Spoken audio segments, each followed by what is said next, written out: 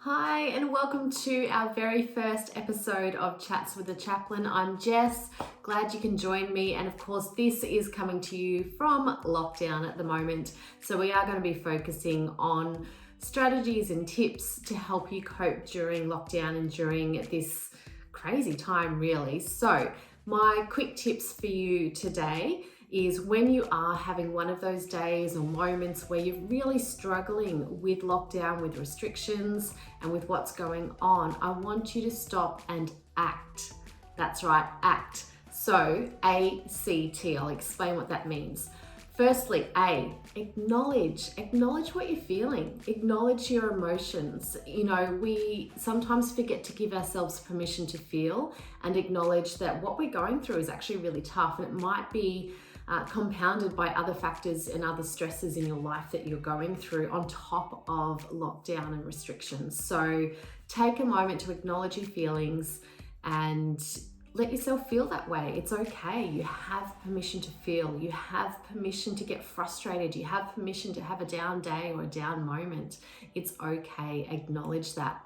Secondly, in Act C, connect. Connect with others, so important during this time. Connection is something that is so vital for our well-being, especially at the moment when we are restricted from seeing people that we normally would. So pick up the phone, call someone, text someone, jump on FaceTime, organize a movie night or an art night or nibbles night over Zoom with your friends, things like that. Grab your exercise buddy, you can go and walk with someone else.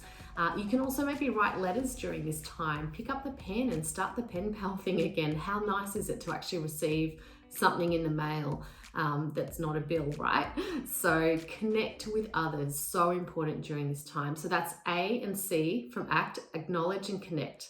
Thirdly, T is for thrive. So we want to thrive during this time. Now, that's not always going to be the case, but there's multitudes of ways to thrive during difficult times.